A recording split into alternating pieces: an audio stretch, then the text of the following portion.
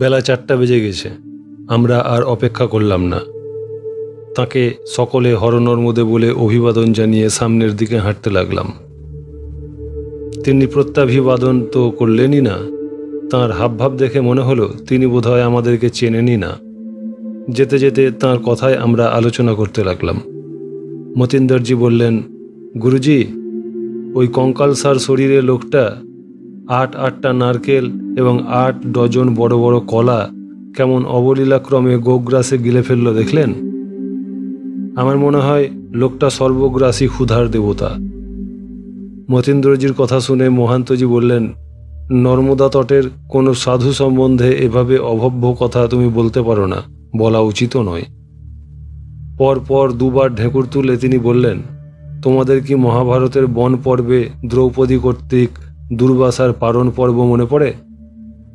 বনবাসকালে পাণ্ডবরা যখন দ্রৌপদীকে সঙ্গে নিয়ে কাম্যক বনে বাস করছিলেন, সেই সময় একদিন মহামুনি দুর্বাসা স্বশিষ্যে পাণ্ডবদের আতিথ্য প্রার্থনা করেন। সেই সময় পাণ্ডবদের ভোজন পর্ব শেষ হয়ে গিয়েছিল। সূর্যদত্ত তাম্রস্থালিতে কোনো খাদ্যদ্রব্যই অবশিষ্ট ছিল না।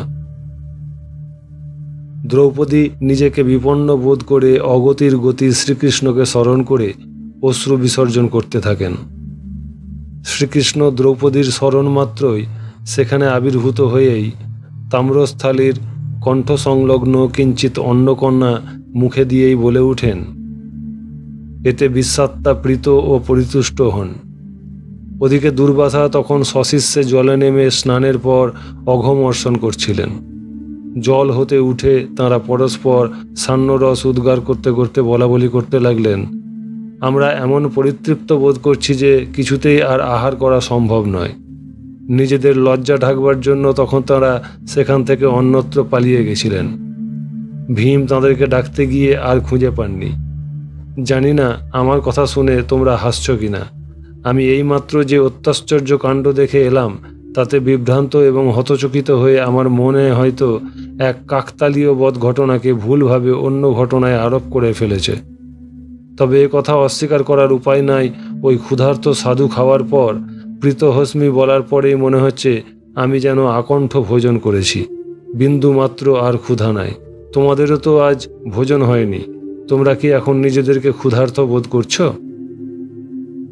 মহান্তজির কথায় আমাদের টনক নড়ল।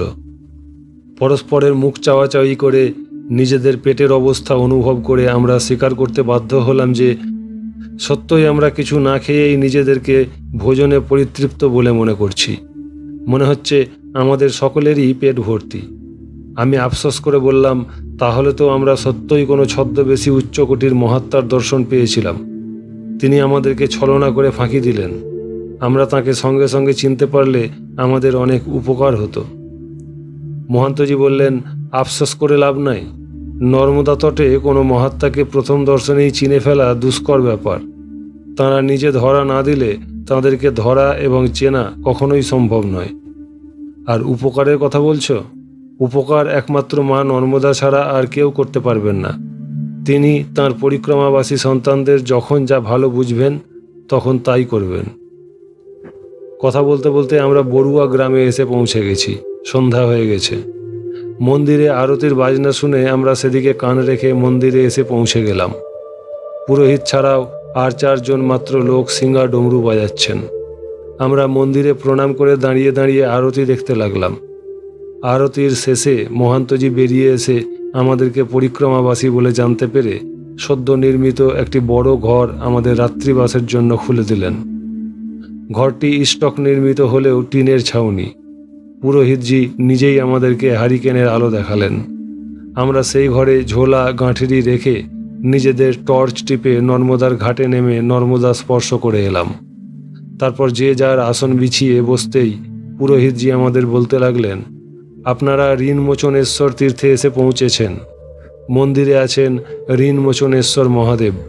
জন্মগ্রহণ মাত্রই মানুষকে 3টি ঋণে বদ্ধ হতে হয়, দেবঋণ, পিতৃঋণ আর ঋষি ঋণ। যজ্ঞ ও তপস্যানুষ্ঠানের দ্বারা দেবঋণ, সন্তান দ্বারা পিতৃঋণ এবং অধ্যয়ন, অধ্যাপনা, শাস্ত্রচর্চা এবং শাস্ত্র ব্যাখ্যা দ্বারা ঋষি ঋণ পরিশোধ করা সম্ভব হয়। প্রাচীনকালে দুঃশ্রবণ নামে এক রাজা ছিলেন। তিনি অপুত্রক ছিলেন। সেই জন্য পিতৃঋণ হতে তিনি কিভাবে মুক্তি পাবেন এই চিন্তায় কাতর হয়ে তিনি এখানে অনাহারে থেকে শিবের আরাধনা করতে থাকেন। তিনি দিনান্তে কেবল নর্মদার জল কয়েক গণ্ডূষ পান করতেন। মাত্র 7 মাস এইভাবে তপস্যা করায় মহাদেব তাঁকে দর্শন দিয়ে সন্তান লাভের বর দেন। সন্তান লাভ করায় রাজা পিতৃঋণ হতে মুক্ত হন। সেই থেকে এই তীর্থ ঋণ মোচনেশ্বর তীর্থ নামে প্রসিদ্ধ হয়েছে। পুরোহিতজি কিছুক্ষণ পরে চলে যেতেই আমরা সন্ধ্যা করতে বসলাম। আজ বেশ ঠান্ডা পড়েছে। টিনের ছাউনি বলে কিনা জানি না, আমরা শীতে বড়ই জড়সড় হয়ে পড়েছি। লক্ষণ ভারতীজি থাকলে তিনি যেখান থেকে হোক কাঠ সংগ্রহ করে ধুনি জ্বালাতেন। যাই হোক, রাত্রি 10টা নাগাদ আমরা সবাই শুয়ে পড়লাম। পরদিন সকাল 6টার সময় আমার ঘুম ভাঙল। বিছানার উপর উঠে বসে দেখি মহান্তজি সহ সকলেই কম্বল মুড়ি দিয়ে বসে আছেন। আমি মতীন্দ্রজিকে জিজ্ঞাসা করলাম, কি ব্যাপার, আপনাদের কি প্রাতকৃত্য সারা হয়ে গেছে? মতীন্দ্রজি বললেন, বাব্বাহ, আপনার ঘুম বটে। আমরা কেউ ভালো করে ঘুমাতে পারিনি। রাত্রি 12টা নাগাদ গুরুজি ঘুমের মধ্যে শুনলেন সেই मैं भूखा हूँ সাধুর কণ্ঠস্বর, মেরে আখানকে দো তারে। গুরুজির মনে হলো এই ঘরের বাইরে দাঁড়িয়ে এই খঞ্জনি বাজিয়ে তিনি গান গাইছেন। গুরুজি উঠে দরজার বাইরে বেরিয়ে গেলেন। দরজা খোলার শব্দে আমার ঘুম ভেঙে গেল। আমি টর্চ নিয়ে গিয়ে চারিদিকে আলো ফেলে দেখলাম, কোথাও কাউকে দেখতে পেলাম না। বাইরের প্রচণ্ড হিমেল বাতাসে আমাদের হাড়ে কাঁপুনি ধরে গেল। গুরুজিকে ঘরে টেনে এনে শুইয়ে দিলাম। ঘন্টা 2 পরেই গুরুজির আবার ঘুম ভেঙে গেল। আমাকে জাগিয়ে তিনি বললেন, মতীন্দ্র, ওই শোনো তাঁর কণ্ঠস্বর। আমি এবং গুরুজি স্পষ্ট শুনলাম সেই সাধুর কণ্ঠস্বর। তিনি গাইছেন, রেবা শিবম শিবম রেবা ইয়ে দো রূপ উজারে। অগত্যা আবার দরজা খুলে দুজনে টর্চ টিপে চারিদিকে দেখে এলাম। তাঁর কোনো চিহ্ন কোথাও দেখতে পেলাম না, কণ্ঠস্বর শুনতে পেলাম না। দুজনে আবার এসে শুয়ে পড়লাম। আমরা গভীর ঘুমে আচ্ছন্ন ছিলাম। হঠাৎ প্রায় 2.5 ঘন্টা পরে শেষ রাত্রি 4:30টার সময় গণেশ ভারতী শোর গোল ফেলে দিলেন, গুরুজি, ও ভক্ষণসুর সাধু নে আকার গীত গাতা হ্যায়। কি বলিহারি ঘুম তোমার, একমাত্র তুমি ছাড়া আমরা সবাই জেগে বসে শুনতে লাগলাম সাধুর খঞ্জনি বাজিয়ে গান। মনে হলো তিনি দরজার বাইরে দাঁড়িয়েই গাইছেন, মেরে আখানকে দৌতারে পিতা পুত্রী অভিরাম মনোহর কৈলাস কণ্টক মে বারে। আমরা 7-7টা প্রাণী স্তব্ধ হয়ে সেই গান শুনলাম। সঙ্গে সঙ্গে দরজা খুলে 7 জনেই টর্চ টিপে টিপে এই ঘরের চারদিকে, মন্দিরের আগল বাগল, এমনকি তট ও তটের কাছাকাছি সব জায়গায় দেখে এসে এই মিনিট 10 হলো বসছি। বাইরে ভীষণ কুয়াশা কাটলে তবে আমরা বেরোতে পারবো। এখন তুমি বলো, এ কি আমাদের সকলেরই ভ্রম, না হ্যালুসিনেশন, ইলিউশন না ডিলিউশন? মহান্তজি বললেন, হ্যাঁ বাবা, আমরা সকলেই সকর্ণে শুনেছি তাঁর কণ্ঠস্বর এবং গান। তুমি অঘরে ঘুমোচ্ছিলে বলে তোমাকে আর জাগায়নি। 1বার 8বার নয়, 3-3বার তাঁর কণ্ঠস্বর শুনলাম একই রাত্রির মধ্যে, রাত্রি 12টা হতে 4:30টার মধ্যে। আমি সবিনয়ে জানালাম, এ রহস্য আমার বুদ্ধির অগম্য। এর কার্যকারণ ব্যাখ্যা আমার পক্ষে সম্ভব নয়। সকাল 7টা নাগাদ সূর্যোদয় হতেই আমরা যে যার ঝোলা গাঁঠরি নিয়ে ঋণমোচনেশ্বর ঘাটে নর্মদা স্পর্শ করে প্রায় 10 মিনিট হাঁটার পরেই টিম্বি নামক একটি গ্রামে এসে পৌঁছালাম। মহান্তজি নর্মদার একটি বিশেষ ঘাট দেখিয়ে বললেন, এই হলো স্বর্ণবিন্দু তীর্থ। বহু প্রাচীনকালে এক বণিক এখানে কোটি কোটি স্বর্ণ রেণু ব্রাহ্মণদেরকে দান করেছিলেন। সেই বণিক স্বপ্নে মহাদেবের দর্শন পান। সামনে যে শিব মন্দিরটি দেখা যাচ্ছে, ওইটি প্রতিষ্ঠা করেছিলেন সেই বণিক। মহাদেবের নাম সুবর্ণবিন্দেশ্বর। এখানে ব্রাহ্মণকে স্বর্ণদানের বিশেষ মাহাত্ম্য। মার্কণ্ডেয় মহামুনি যুধিষ্ঠিরকে এই তীর্থের মহিমা বর্ণনা করতে গিয়ে বলেছিলেন, মানসং বাচিকং পাপং কর্মণা যৎ পুরাকৃতম তৎসর্বং নশ্যতি ক্ষিপ্রং স্বর্ণদানেন ভারত। অর্থাৎ, হে ভারত, স্বর্ণদানে পুরাকৃত মানস, বাচিক ও কর্মজ সর্ববিধ পাপই বিনষ্ট হয়। আমরা তীর্থবাড়ি স্পর্শ করে সুবর্ণ বিন্দেশ্বরকে প্রণাম করে হর নর্মদে ধ্বনি দিতে দিতে আবার হাঁটতে লাগলাম। চারদিক রোদে ঝলমল করছে, আর আধ মাইল টাক মাত্র হেঁটে যাওয়ার পর দশকন্যা মহল্লায় দশকন্যা তীর্থে এসে পৌঁছালাম। নর্মদার তট হতে প্রায় 100 গজ দূরে গ্রামের মধ্যে এই মন্দির। মন্দিরের দরজা খোলাই ছিল। মন্দিরে পুরোহিত পূজার জন্য ফুল তুলছিলেন। মন্দিরের চারপাশে জুঁই, জাতি, নীল, অপরাজিতা, গাঁদা ও করবী ফুল ফুটে থাকলেও জবা ফুলেরই গাছ বেশি, তাই রাঙা জবার শোভায় মন্দিরের এক অপরূপ শোভা ফুটে উঠেছে।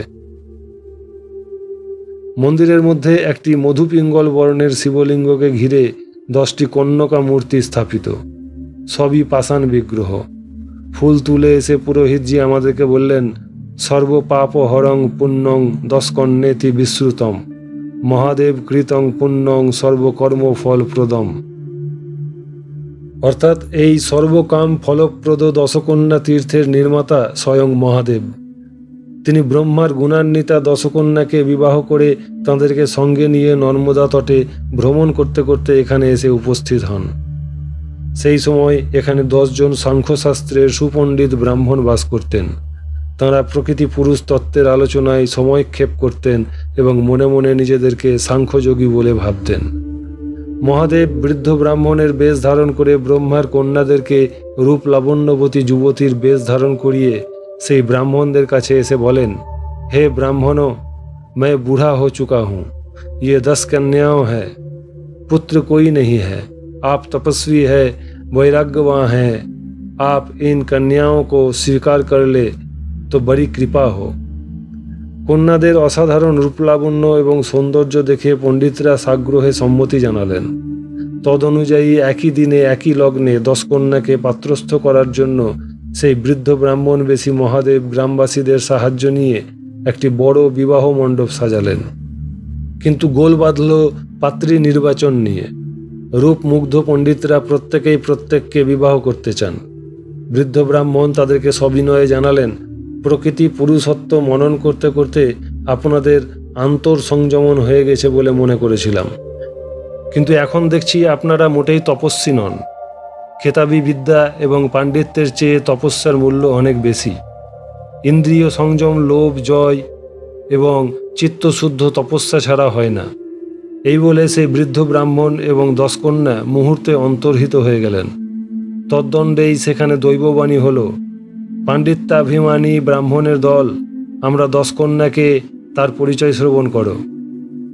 ভীমা দেবী হিমাদ্রৌতু শুদ্ধিহি কপাল মোচনে শঙ্খোদ্ধারে ধনির নাম ধৃতিহি পিণ্ডারকে তথা মন্মথা হেমকূটা তু কুশোদ্দীপে কুশোদকা গায়ত্রী বেদবদনে পার্বতী শিব সন্নিধ্য শুলেশ্বরী ভৃগুক্ষেত্রে ভৃগৌ সৌভাগ্য সুন্দরী সর্বগা সর্বভূতেষু দ্রষ্টব্যা সর্বতোভুবি।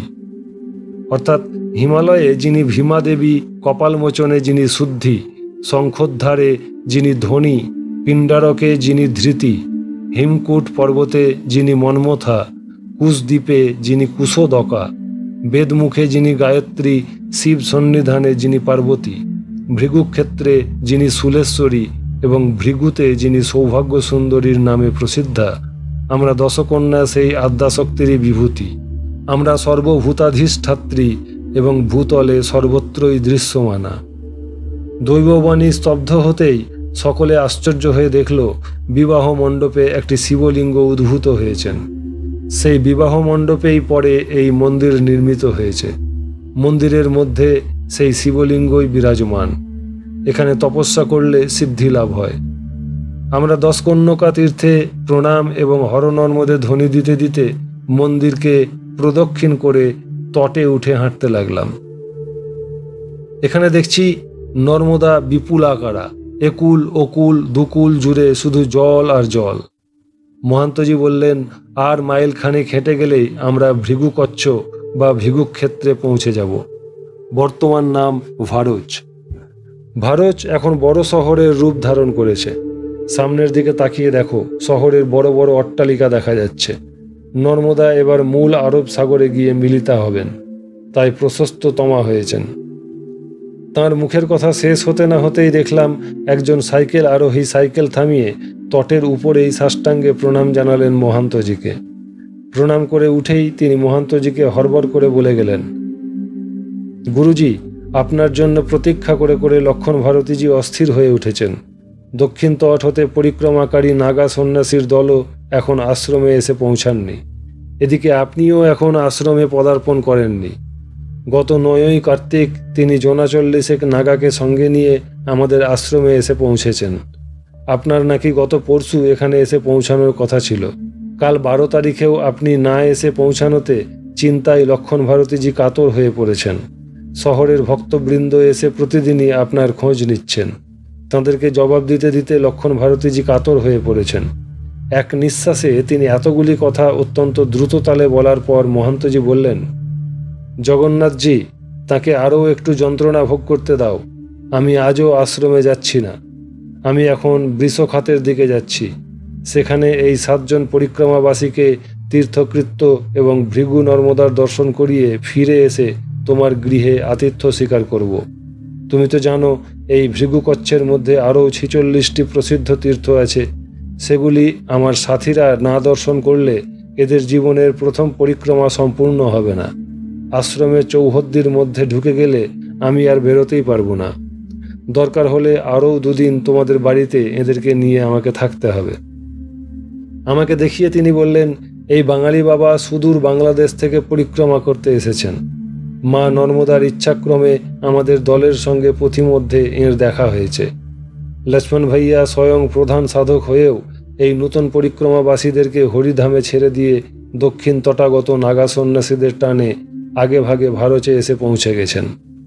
দেখবে আমি আশ্রমে না পৌঁছানো পর্যন্ত তাঁদের কারও দেখা মিলবে না। আমি যে এদেরকে নিয়ে তোমাদের বাড়িতে থাকব তা কাউকে বলার দরকার নাই। মহান্তজির কথা শেষ হলেই জগন্নাথজি আবার সাষ্টাঙ্গে প্রণিপাত করে পুনরায় সাইকেলে চেপে ছুটে গেলেন ভারতের দিকে। তিনি চলে যেতেই মহান্তজি বললেন, এই জগন্নাথ আমার মন্ত্র শিষ্য। এরা সাজত্রা গোষ্ঠীর ব্রাহ্মণ। স্বামী স্ত্রী উভয়েই খুব বুদ্ধিমতী, প্রায় কোটিপতি ধনী। ভারতের আশ্রম এদেরই প্রদত্ত জমিতে স্থাপিত হয়েছে। পরম গুরুদেব মহাত্মা কমল ভারতীজির আমল থেকে এদের 5 পুরুষ ধরে বংশ পরম্পরা আমাদের মূল গদির শিষ্য, অনন্য ভক্ত। কথা বলতে বলতেই আমরা ভারতের সীমায় প্রবেশ করলাম। ভারভূতেশ্বর হতে এই ভারচ বা ভারচ ভিগুক্ষেত্রের দূরত্ব 8 মাইল। ঝোলা গাঁঠরি রেখে নিজেও ধুল্য বলুণ্ঠিত হয়ে প্রণাম করলেন, আমাদেরকেও প্রণাম করতে বললেন।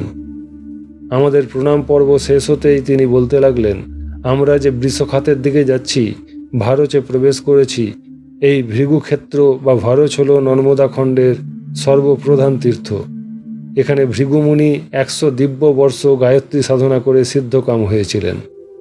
এখানের মাটিকে মাটি ভেবো না, পবিত্রতম তীর্থ রেণু বলে ভাববে। এখানের সমুদ্রের সঙ্গে নর্মদার সঙ্গম হয়েছে বলে নর্মদা যেমন চওড়া হয়েছে, তেমনটি আর কোথাও হয়নি।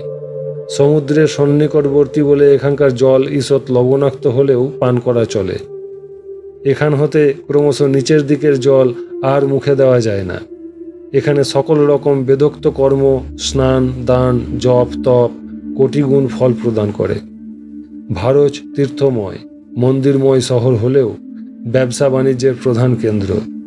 নর্মদার সঙ্গে সমুদ্রের সঙ্গম হয়েছে, জাহাজ আদি চলাচল করে। ভারত রেলের একটি প্রধান জংশন। বোম্বাই হতে বরোদা, আমেদাবাদ মেন লাইন নর্মদার উপরে লৌহ সেতুর উপর দিয়ে চলে গেছে বলে সেদিক দিয়েও ব্যবসা বাণিজ্যের খুব সুবিধা হয়েছে। জাহাজ ও রেলপথে গুজরাটের প্রধান ফসল কার্পাস দেশ দেশান্তরে রপ্তানি হয়ে থাকে। আমি মহর্ষি ভৃগুর পুণ্যজীবন সম্বন্ধে ইতিপূর্বেই কিছু বলেছি, বাকি কথা ভৃগু নর্মদার মন্দিরে গিয়ে শোনাব। ভারত শহরের মধ্যে না ঢুকে মহান্তজি একেবারে সমুদ্রের ধারে নিয়ে এলেন। বেলা তখন 10টা। সমুদ্রের বিশাল বিস্তার, বিশেষত নর্মদা সঙ্গমের ক্ষেত্রটি দেখে আমার আর বাক্য নিঃসরণ হয় না। 3-4টি পাশাপাশি খাঁড়ির মতো হয়েছে এক স্থানে। সমুদ্র ও নর্মদার জল একত্রে প্রবেশ করেছে সেই সব খাঁড়িতে। সমুদ্রের প্রবল গর্জনে জাহাজের শব্দে কানে তালা লাগার জোগাড়। সমুদ্র তীরে বহু মন্দির চোখে পড়ছে। বৃষখাতের কাছে নিয়ে গিয়ে মহান্তজি আমাদেরকে স্নান তর্পণ করতে বললেন। নিজেও স্নান করে সূর্যার্ঘ্য নিবেদন করলেন। তারপর লোকের ভিড় কাটিয়ে তিনি ধীরে ধীরে আমাদেরকে এক বিশাল মন্দিরে এনে উপস্থিত করলেন। মন্দিরের মধ্যে মহাদেব লিঙ্গকে স্নান ও পূজা করিয়ে তিনি মন্দির সংলগ্ন আর একটি মন্দিরে প্রণাম করালেন। বললেন, এটি লক্ষ্মী মায়ের মন্দির। ভৃগুক্ষেত্র রূপে পরিচিত হওয়ার পূর্বেই এই স্থান লক্ষ্মী বা কমলার ক্ষেত্র রূপে পরিচিত ছিল। মূল মন্দিরে শুধু ভৃগু পূজিত ভৃগ্যেশ্বর স্বয়ম্ভু লিঙ্গই নয়, মন্দিরের বারান্দার একদিকে মহর্ষি ভৃগু এবং মা নর্মদার অপূর্ব সুন্দর বিগ্রহও আছে। এই দুই বিগ্রহের সামনে আছে এক বিরাট কচ্ছপ, অষ্টধাতু নির্মিত। একটা একান্ত স্থান খুঁজে সেখানে বসি চলো। আমরা 8 জন বসলে ভক্তদের আগমন নির্গমনের যাতে কোনো বাধার সৃষ্টি না হয় সেদিকে লক্ষ্য রাখতে হবে। একটি একান্ত স্থান বেছে বসতেই মহান্তজি পুনরায় আরম্ভ করলেন। এই ভৃগুক্ষেত্রের বৃষখাতে বসে মহর্ষি ভৃগু যখন কঠোর তপস্যা করেন তখন তাঁর আহার ছিল না, আনন্দানুভূতি ছিল না। তিনি একখণ্ড কাঠ বা পাথরের মতো নিশ্চলভাবে তপস্যা করতেন। একবার উমা ও মহেশ্বর গগন পথে যেতে যেতে মহর্ষি ভৃগুর উগ্র তপস্যা মূর্তি দেখে জিজ্ঞাসা করেন, ওই তপোধন কে? মহাদেব বলেন, ভৃগুর নাম মহাদেবী তপস্তান্তা সুদারুণাম দিব্যবর্ষ সহস্রং তু মম ধ্যান পরায়ণাহা। মহাদেবী, ইনি মহাভাগ ভৃগু। ইনি দিব্য সহস্র বৎসর আমাতে ধ্যান নিবিষ্ট রয়েছেন। ইনি মাসে মাসে কুশাগ্র করে বাড়ি বাড়ি বিন্দু মাত্র পান করেন। এই কথা শুনেই মহাদেবী ক্ষুব্ধ কণ্ঠে বললেন, হে বৃষভধ্বজ, সত্য সত্যই আপনি উগ্রকর্মা। আপনার কারুণ্য নাই। আপনি দুরারাধ্য এবং সর্বভূত ভয়ঙ্কর। ওই ব্রাহ্মণ দিব্য সহস্র বৎসর আপনাদের ধ্যান নিবিষ্ট থাকলেও এখনো পর্যন্ত আপনি তুষ্ট হতে পারলেন না। শিবসুন্দর ঈষৎ হাস্যবদনে উত্তর দিলেন, দেবী, স্ত্রী বিনশ্বতি গর্বেন তপঃ ক্রোধেন নশ্বতি। নারী গর্বে বিনষ্ট হয়, ক্রোধে তপস্যা নষ্ট হয়। ওই ব্রাহ্মণ ভয়ানক ক্রোধী, এই জন্য এখনও সিদ্ধি লাভ করতে পারছেন না। মহাদেব তাঁর কথার যথার্থতা প্রমাণের জন্য বৃষকে স্মরণ করলেন। স্মরণ মাত্রই বৃষ মুহুর্মুহু গর্জন করতে করতে ভৃগুর আশ্রমে প্রবেশ করে শৃঙ্গ দ্বারা ভৃঙ্গকে নর্মদার জলে নিক্ষেপ করলেন এবং ইতস্তত চারিদিকে ছোটাছুটি করতে করতে খুর দিয়ে আশ্রমে গর্ত করে দিলেন। সেই গর্তই বৃষখাত নামে পরিচিত হয়েছে। বৃষের এই অত্যাচার দেখে মহর্ষি ভৃগু তাঁর ব্রহ্মদণ্ড হাতে নিয়ে বৃষকে তাড়া করতে লাগলেন। শিব তখন পার্বতীকে বললেন, পশ্য দেবী মহাভাগে সমং বিপ্রস্য সুন্দরী। দেবী, বিপ্রের সমগুণ দর্শন করো। তবুও মহাদেবী ভৃগুকে বর দিতে অনুরোধ করলে চন্দ্রার্ধ মৌলি উর্মার্ধ দেহি ভগবান শম্ভু ভৃগুকে দর্শন দিয়ে বর প্রার্থনা করতে বললেন। ভৃগু তখন প্রার্থনা করলেন, হে দেবাদিদেব শশীভূষণ, যদি আমার প্রতি প্রসন্ন হয়ে থাকেন তবে আমার নামে এই সকল স্থান সিদ্ধিক্ষেত্র নামে প্রসিদ্ধ হোক, আর আপনি উমার সঙ্গে চিরকাল বিরাজমান থাকুন। এই দেবক্ষেত্রের সকল স্থানই পুণ্যময় হয়ে উঠুক। সিদ্ধিক্ষেত্র মিদং পুণ্যং যেন সর্বং ভবিষ্যতি। আমি এই স্থানকে তপবলে মহাস্থানে পরিণত করব। হে শশীভূষণ, আপনার প্রসাদে আমার আশা পূর্ণ হোক। অত্র স্থানে মহাস্থানং করমি শশীভূষণ। তব প্রসাদাদ্দেবেশ পর্যুস্তাং মে মনোবথাহা। উত্তরে মহাদেব বললেন, আপনি যা যা প্রার্থনা করলেন তা পূর্ণ করতে আমার আপত্তি নাই। তবে এই স্থান লক্ষ্মীর ক্ষেত্র। আপনি কমলার অনুমতি নিয়ে যা করবার করুন, আমার আশীর্বাদ রইল। মা লক্ষ্মী দর্শন দিলে মহর্ষি যথোচিত আকুলতা সহকারে তাকে বললেন, মাগো, এই মহাক্ষেত্র সর্বদাই আপনার অধিষ্ঠান। আমি এখানে কিঞ্চিত স্থান আমার নিজস্ব করতে অভিলাষ করি। আপনি অনুমতি দিলে এই স্থানের অনুপরমাণুকেও আমি তপস্যা ও সিদ্ধি লাভের অনুকূল করে গড়ে তুলব। ভৃগুর কাতরতা এবং স্তুতিতে তুষ্ট হয়ে লক্ষ্মীদেবী বললেন, আপনার নামে এই স্থান সমধিক শোভিত হোক। তাতে আমার আপত্তি নাই, তবে আপনি তো জানেন এই স্থান কচ্ছপের পৃষ্ঠে অবস্থিত, তাই এখানকার ভ্রূপ্রকৃতিও কচ্ছপাকৃতি। তার সঙ্গে একবার মন্ত্রণা করা প্রয়োজন। চলুন সেই ভগবান বিষ্ণুর প্রতীক কূর্মদেবের সঙ্গেও একবার আলোচনা করে নিই। উভয়ে স্মরণমাত্র কচ্ছপের রূপে ভগবান বিষ্ণু দর্শন দিলে তাঁরা উভয়েই তাঁর কাছে সমস্ত বার্তা জ্ঞাপন করলেন। কচ্ছপরূপী ভগবান লক্ষ্মীকে বললেন, সুলোচনে, তুমি এ বিষয়ে কোনো ভয় করো না। আমার নামাঙ্কিত এই পুরীতে তোমার সাহায্যে ভৃগু চতুর্বিদ্য সংস্থান করতে পারবেন। এই ব্রাহ্মণ তপবলে মহাবলীয়ান। আমার পৃষ্ঠে এই তপভূমি সুচিরকাল পর্যন্ত সুসংস্থিত থাকবে। মহান্তজি আমাদেরকে মন্দিরের অষ্টধাতু নির্মিত কচ্ছপ মূর্তিটি দেখিয়ে বললেন, ওই কচ্ছপ সেই কূর্ম ভগবানের প্রতীক। যাই হোক, কূর্মের কথায় হৃষ্টচিত্ত ভৃগু তখন মহা উৎসাহে নন্দন বৎসরে প্রশস্ত উত্তরায়ণে মাঘ পঞ্চমীতে রেবার উত্তর তটে তাঁর এই অভীষ্ট ক্ষেত্রের প্রতিষ্ঠা করলেন। তখন শশীমণ্ডল কুম্ভ রাশিতে অবস্থিত ছিল। এই পুণ্যক্ষেত্রের পরিমাণ 1 ক্রোশ। এই 1 ক্রোশ মাত্র ক্ষেত্র অগণিত তীর্থ সমন্বিত এবং প্রাসাদময়ী। সেই থেকে এই স্থান ভৃগুকচ্ছ নামে প্রসিদ্ধ হয়েছে। মহাদেব ভৃগুকে বরদানকালে বলেছিলেন, অহং চৈব বশিষ্যামি অম্বিকা চ মম প্রিয়া, সর্বদুঃখাপহা দেবী নামনা সৌভাগ্য সুন্দরী। বশিষ্যামি তয়া দেব্যা সহিত ভৃগুকচ্ছকে, অর্থাৎ আমি স্বয়ং অম্বিকা সহ চিরকাল এই ভৃগুকচ্ছে বাস করব। অম্বিকা এখানে সৌভাগ্য সুন্দরী নামে পরিচিতা হবেন। ভৃগু এবং ঋক, যজু ও সামময় ব্রহ্মঘোষ নিনাদিত এই স্থানে তপস্যা করলে সাধকরা শিব সাযুজ্য লাভ করবেন। ভৃগুকচ্ছ মহাতীর্থের মাহাত্ম্য বর্ণনা করার পর মহান্তজি হরনর্মদে ধ্বনি দিতে দিতে মন্দির পরিক্রমা করে আমাদেরকে সঙ্গে নিয়ে তাঁর শিষ্য জগন্নাথ সাজত্রীর বাড়িতে এসে উপস্থিত হলেন। গৃহের প্রবেশদ্বার কলাগাছ ও পুষ্পমাল্যে সজ্জিত করা হয়েছে। শশীষ ডাবসহ একটি মাটির ঘট এবং ঘৃত প্রদীপও জ্বালানো হয়েছে। আমরা উপস্থিত হওয়া মাত্রই সস্ত্রীক জগন্নাথজি ভক্তি ভরে মহান্তজিকে স্বাগত জানিয়ে তাঁর পা ধুইয়ে দিলেন। শঙ্খধ্বনি ও উলুধ্বনিতে গৃহাঙ্গন মুখরিত হয়ে উঠল। কর্পূর জেলে তাঁরা মহান্তজিকে আরতি করলেন। গুরুকে কিভাবে স্বাগত জানিয়ে কিভাবে পাদ্য অর্ঘ্য নিবেদন করে অভ্যর্থনা জানাতে হয় তা দেখবার ও শিখবার মতো। বেলা তখন 1টা। দোতলার 3খানা ঘর আমাদের থাকবার জন্য নির্দিষ্ট করা হয়েছে। সমস্ত ঘরই পুরু কার্পেটে মোড়া। গৃহের আসবাবপত্র গৃহস্বামীর ঐশ্বর্য এবং সুরুচির পরিচয় বহন করেছে, সন্দেহ নাই। পুরী ও পরমান্ন ভোজনের পর আমরা আমাদের নির্দিষ্ট ঘরে শয়নের উদ্যোগ করতেই মহান্তজি জগন্নাথজিকে ডেকে একটি খাম, কাগজ ও কলম আনিয়ে দেশে মায়ের কাছে পরিক্রমার আনুপূর্বিক বৃত্তান্ত জানিয়ে পত্র দিতে বললেন, ভারত বর্তমানে একটি পরিপূর্ণ শহরের রূপ নিয়েছে। এখানে বড় ডাকঘর সহ অলিগলিতে অজস্র ডাকবাক্স, কোর্ট কাছারি, রেজিস্ট্রি অফিস সবই আছে। এখন যদি না লিখতে পারো, রাত্রে বসে অবশ্যই লিখবে। এই বাড়িতে বিজুলির ব্যবস্থা আছে।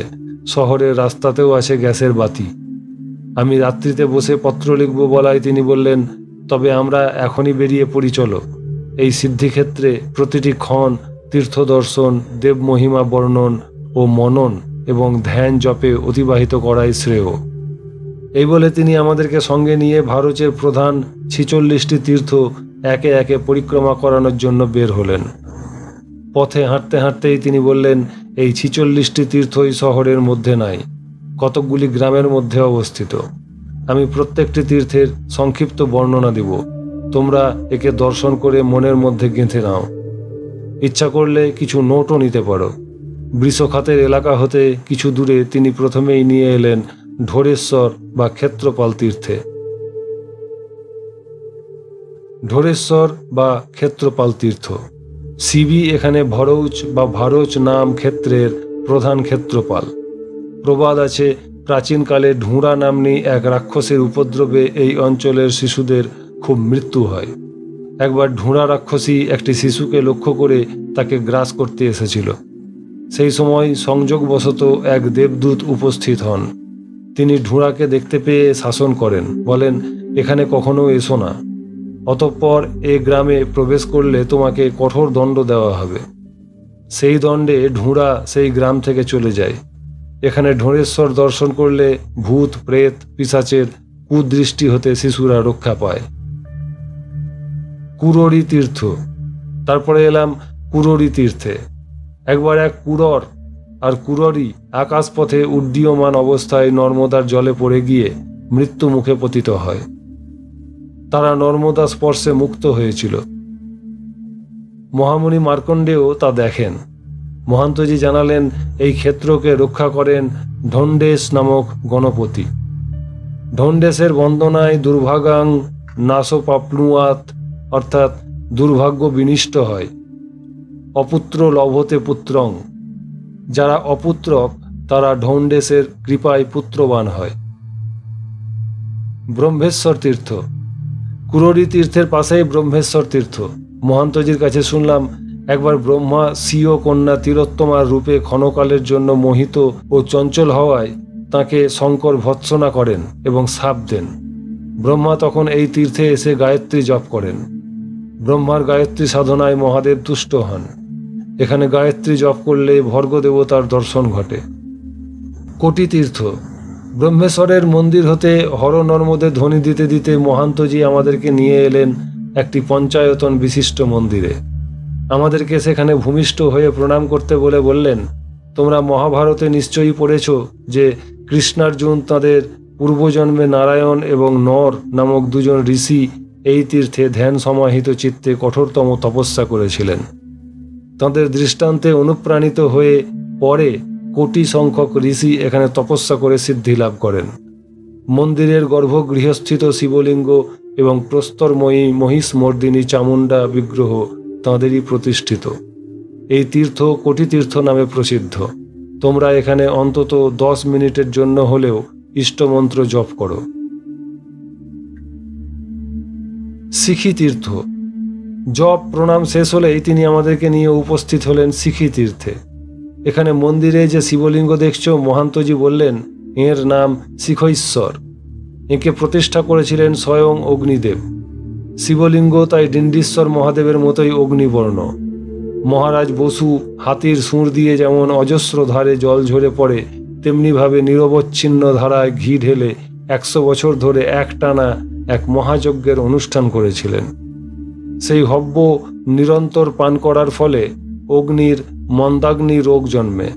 তিনি এখানে তপস্যা করে অগ্নিমান্দ রোগ হতে নিরাময় হন এবং পূর্ববৎ শিখার দীপ্তি এবং দাহিকা শক্তি ফিরে পান। এখানে মহাদেবের মাথায় পঞ্চামৃতে ঢেলে পূজা করে সেই পঞ্চামৃত মাসখানেক ধরে পান করলে পেটের যাবতীয় রোগ হতে, জন্ডিস, বদহজম প্রভৃতি হতে পরিত্রাণ পাওয়া যায়। ওই সময় ওই পঞ্চামৃতের প্রসাদ ছাড়া আর কিছু খাওয়া চলবে না। দেবতীর্থ। ভৃগুর ঔরসে খ্যাতি দেবীর গর্ভে লক্ষ্মীর জন্ম হয়। তিনি নরনারায়ণের বৃত্তান্ত শ্রবণ করে নারায়ণকে স্বামী রূপে লাভ করার উপায় চিন্তা করতে লাগলেন। কেন পায়েন স্বস্বার্থে ভর্তা নারায়ণ প্রভু। এখানে কি উপায়ে আমি নারায়ণকে স্বামী রূপে লাভ করতে পারব? তাঁর এই হৃদগত অভিলাষ জানতে পেরে মহাসতী ভবানী কন্যারূপিণী লক্ষ্মীকে বললেন, প্রাহ প্রাপ্ত ময়া ভর্তা শঙ্করস্ত পশাকিল প্রজাপতিশ্চ গায়ত্রা হ্যান্নাভিরভি বাঞ্ছিতা। আমি তপস্যা দ্বারাই শঙ্করকে পতিরূপে প্রাপ্ত হয়েছি। হে সুব্রতে, গায়ত্রী তপস্যা দ্বারাই প্রজাপতিকে পতিরূপে প্রাপ্ত হয়েছেন। নারায়ণকে স্বামী রূপে পেতে হলে তপস্যা করো। তপস্যৈব হিতে প্রাপ্তস্মস্মাত্তচ্চর সুব্রতে তপস্তিত্রং হি মহোচ্চগ্রং সর্ববাঞ্ছিত দায়কম। তুমিও তপস্যা করো, তপস্যা দ্বারাই তুমি নারায়ণকে পতিরূপে প্রাপ্ত হতে পারো। তীব্র তপস্যা সর্ববিধ অভীষ্ট দান করে। অতএব তুমিও উগ্র তপস্যা করো। ভগবতীর নির্দেশে লক্ষ্মী এইখানে তপস্যা দ্বারা নারায়ণকে পতিরূপে লাভ করেন। তাঁদের বিবাহকালে ইন্দ্র, সূর্য প্রভৃতি সমস্ত দেবতাবৃন্দ এখানে সর্বতীর্থের জল এনে সমুদ্রে স্থাপন করেন। পরে সমস্ত দেবতাবৃন্দ বিভিন্ন সময়ে এইখানে বসেই তপস্যা করেন, সেই জন্য এখানকার নাম দেবতীর্থ। মহান্তজি বললেন, মহামুনি মার্কণ্ডেয় বলে গেছেন, পৃথিবীর মধ্যে দেবতা এবং ঋষিবৃন্দ সেবিত যে সকল পবিত্র তীর্থ বর্তমান, বিষ্ণু কর্তৃক চিন্তমান হয়ে সেই সকল তীর্থই এখানে একত্রিত হয়েছে। সেই জন্যই এই তীর্থ পুণ্য বৈষ্ণব তীর্থ নামে প্রসিদ্ধি লাভ করেছে। তত্তীর্থং বৈষ্ণবং পুণ্যং দেবতীর্থমিতি শ্রুতম। সন্ধ্যা হয়ে গেছে। দেবতীর্থের মন্দিরে আরতি দেখে আমরা ফিরে এলাম জগন্নাথ সাজত্রীর বাড়িতে। সেখানে পৌঁছেই আমরা হাত পা ধুয়ে সন্ধ্যা করতে বসলাম। সান্ধ্যক্রিয়ার পরেই আমি চিঠি লিখতে বসলাম মাকে। আজ 13ই কার্তিক, শনিবার, 1361 সাল। মাকে পত্র লিখে শুয়ে পড়লাম। পাশের ঘরে মহান্তজির শোবার ব্যবস্থা হয়েছে। তাঁর শিষ্য দম্পতি বোধহয় তাঁর শয়নের জন্য পরিপাটি শয্যার ব্যবস্থা করেছেন। শুনতে পেলাম মহান্তজি তাঁদেরকে বলছেন, আমার পরিক্রমাবাসী সন্তানের দল যেমনভাবে শুয়েছেন, আমিও তেমনভাবেই নিজের কম্বল বিছিয়ে শোব। আমিও এখন তাঁদের সঙ্গে পরিক্রমাবাসী। এখানকার সকল তীর্থ দর্শন করিয়ে বাঙালি বাবা ছাড়া বাকি কয়েকজন পরিক্রমাবাসী যখন বৃষখাতে গিয়ে পরিক্রমা সমর্পণ করবেন, তখন তোমাদের ইচ্ছামতো সেবা গ্রহণ করতে আর বাধা থাকবে না। এই মহৎ ও উদার চরিত্র মহাত্মার উদ্দেশ্যে নমস্কার জানিয়ে আমি ঘুমিয়ে পড়লাম। পরদিন রবিবার সকালে উঠেই সূর্যোদয়ের পর মহান্তজি আমাদেরকে সঙ্গে নিয়ে প্রথমেই বৃষখাতে নিয়ে গেলেন। সেখানে স্নান তর্পণাদির পর কর্পূর জেলে প্রত্যেকেই আরতি করলাম। মহান্তজি আমাদেরকে প্রায় মাইলখানেক হেঁটে নিয়ে গেলেন মৎস্যেশ্বর তীর্থে। মৎস্যেশ্বর তীর্থ, এখানে কোনো মন্দির নাই, সমুদ্র ও নর্মদার জল একত্রে বয়ে চলেছেন এখানে। সেই জল স্পর্শ করিয়ে মহান্তজি বললেন, শঙ্খাসুর নামক ভয়ঙ্কর এক দেবদৈত্যজয়ী দৈত্যকে নিধন করার জন্য ভগবান বিষ্ণু এখানে তপস্যা করে শক্তি সঞ্চয় করেছিলেন। তারপর একে একে নিম্নোক্ত তীর্থগুলিতে নিয়ে গেলেন। মাতৃতীর্থ, লক্ষ্মী মাতা এবং ভগবান বিষ্ণুর বিবাহ উপলক্ষে ব্রহ্মাণী, শিবানী, গায়ত্রী, সাবিত্রী, ইন্দ্রাণী, সূর্যপত্নী সংজ্ঞা, চন্দ্রের প্রথমা পত্নী অশ্বিনী প্রভৃতি সকল দেবীরা মিলিত হয়ে এই তীর্থ প্রতিষ্ঠা করেছিলেন। একই দিনে একই উৎসব যাপনের উদ্দেশ্যে দেবতারা যেমন স্থাপন করেছিলেন দেবতীর্থ, তেমনি দেবীরা স্থাপন করেছিলেন মাতৃতীর্থ। নর্মদেশ্বর তীর্থ, মহর্ষি ভৃগু তপস্যা করে এখানে মা নর্মদার স্বরূপ দর্শন করেন। সেই উপলক্ষে তিনি নর্মদেশ্বর শিব মন্দিরে নিজে জপ করতে বসে আমাদেরকেও জপ করতে বললেন। বালখিল্য তীর্থ, জপের শেষে তিনি পাশের একটি তীর্থতে নিয়ে গেলেন। বললেন, এখানে বালখিল্য ঋষিরা দীর্ঘকাল ধরে নর্মদা তপস্যা করেছিলেন, তাই এই তীর্থের নাম বালখিল্য তীর্থ। এখানে কোনো মন্দির নাই। সাবিত্রী তীর্থ, বেদমাতা স্বয়ং সাবিত্রী এখানে তপস্যা করেছিলেন। এখানে অনেক ঋষি ভর্গদেবের উপাসনা করে পদ্মাসনে উপবিষ্টা যোগনিরতা সাবিত্রী মাতার দর্শন লাভ করে ধন্য হয়েছেন। সাবিত্রী মাতার তেজ সাবিত্র অর্থাৎ সূর্য সদৃশ, সেই জন্য তাঁর নাম সাবিত্রী। প্রাতঃকালে ইনি বালা, বালেন্দু কিরণা, রক্তাম্বর পরিধানা, অনুলিপ্তাঙ্গী, মধ্যাহ্নে সর্বাভরণ সম্পন্না, শ্বেতমাল্য ও শ্বেত যজ্ঞোপবীত ধারিণী, প্রদোষকালে ইনি শ্বেতবর্ণ পাণ্ডুর রূপ ধারণ করেন। সাবিত্রী মাতা তাঁর সাধক সন্তানকে দুর্গকান্তারে মাতার ন্যায় রক্ষা করেন। শ্রিত্তা তু দুর্গকান্তারে মাতৃবৎ পরিরক্ষতি। গোনাগণী তীর্থ, শিব ও গৌরীর বিবাহস্থল। এখানে দাঁড়িয়ে নর্মদার বিস্তার ও কল্লোল দেখে মনে আপনা হতেই স্তব্ধ হয়ে যায়। ইহা বিবাহ করনে সে আয়ুষ্মান সন্ততি হোগি। এই জন্য গুজরাটের অনেক ধনবান শ্রেষ্ঠীরাও তাঁদের পুত্রকন্যাদের নিয়ে এসে এই তীর্থে বিবাহ দিয়ে থাকেন।